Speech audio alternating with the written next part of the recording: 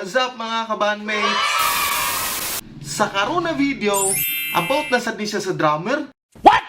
Kaya napingis ko atong previous video about sa drummer. What the fuck? So natay part 2, utok ba? Sa karon na video, about ni siya sa double peds. Double pedal ba?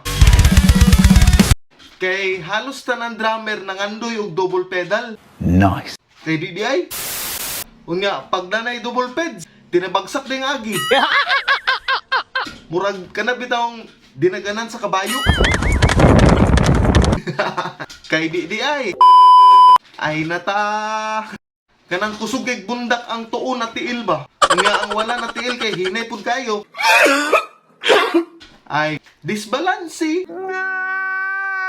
Wala mo kabantay ana no? Pinikas ang bundak sa base.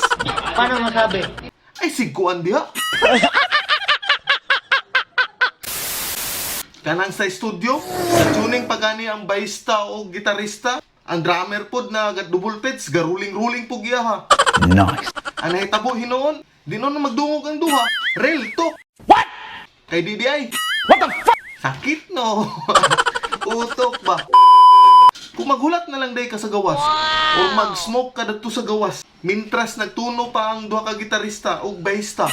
Nya pag humanog tuno ay na din ka mo sulod og balik. Kay mag soundcheck man dayon na. Burak na dayon. Ayaw pahalata na beginners ba?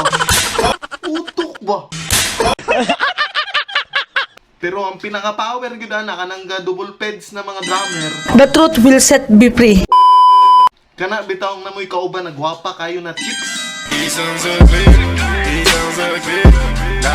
Nya mukalit dig duol sa drummer. Nya mukalit din sa gingon sa imo na drummer jude ka ba? Ganahan po din ka.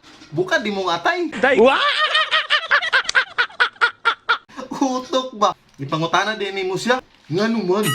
Ngano kaingon man ka? Ana din siya na pati manggod love song si mong gidouble peds.